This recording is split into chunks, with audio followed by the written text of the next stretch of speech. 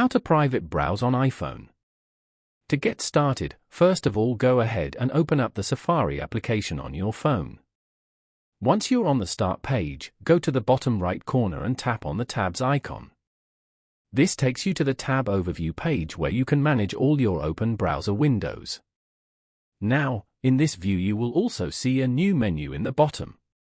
From the menu that appears, select the Private option on the left. Tap on the plus icon on the bottom left corner.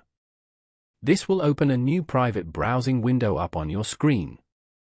When you use private browsing, Safari won't remember the pages you visited, your search history, or your autofill information after you close a tab. Following these steps, you can easily private browse on an iPhone. Thank you for watching.